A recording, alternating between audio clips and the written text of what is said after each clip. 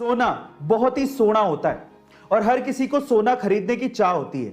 पर अगर मैं आपसे पूछूं कि पूरी ही दुनिया में सबसे सस्ता सोना कौन से देश में मिलता है तो आप लोग क्या कहेंगे? अगर आप लोग दुबई का नाम ले रहे हैं तो आप लोग गलत हैं।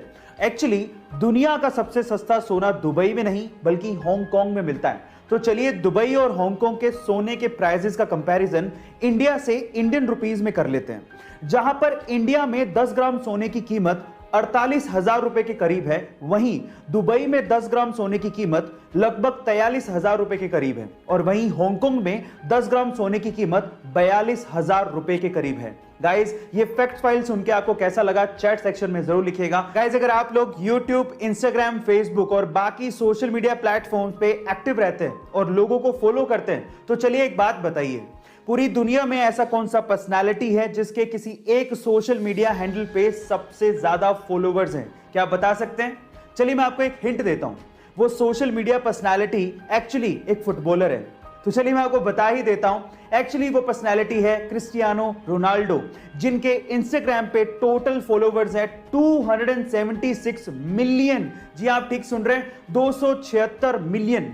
ये इतना बड़ा आंकड़ा है जो कि इंडिया के पड़ोसी देश जैसे कि पाकिस्तान, भूटान, नेपाल, श्रीलंका, इनकी जनसंख्या को जोड़ भी दिया जाए तो उस आंकड़े से भी ज्यादा है। ओह माय गॉड गाइस, ये इंटरेस्टिंग फैक्ट सुन के आपको, जब इंसान मुसीबत में होता है तो वो मुश्किल से मुश्किल काम भी कर जाता है, जैसे कि शिकागो के जैरेट एडम्स ने किया।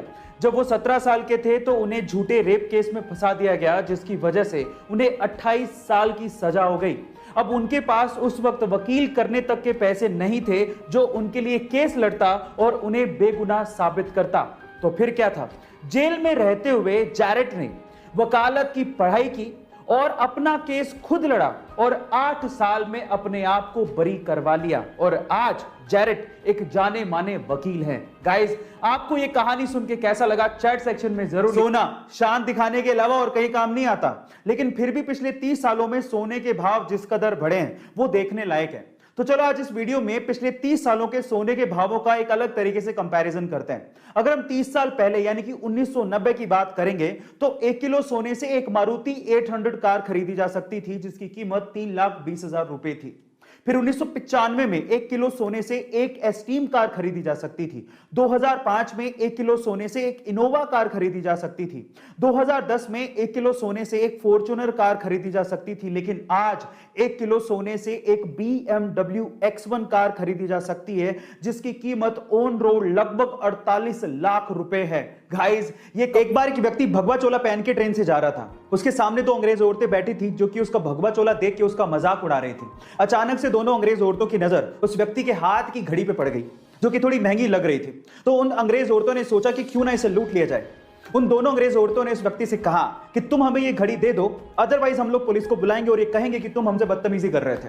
उस व्यक्ति ने बात सुन के भी अनसुनी कर दी और ऐसे रिएक्ट किया कि उसे जैसे सुनाई ही नहीं देता। फिर उन दोनों औरतों ने उसे इशारों से समझाया पर वो तब भी नहीं समझा। फिर उसके बाद उस व्यक्ति ने दोनों अंग्रेज औरतों को इशारों से कहा कि जो भी कहना है वो लिख के दे दो। तो उन दोनों अंग्रेज औरतों ने ये लिख के दिया कि तुम हमें ये घड़ी दे दो, अदरवाइज हम पुलिस को बुलाएंगे और कहेंगे कि तुम हमसे बदतमीजी कर रहे थे। जब लिख के वो पर्ची व्यक्ति को पकड़ाई तो व्यक्ति ने पर्ची पढ़ी और उसके बाद बोला कि अब पुलिस को बुला लो। गाइस, वो व्यक्ति जानते हैं कौन थे?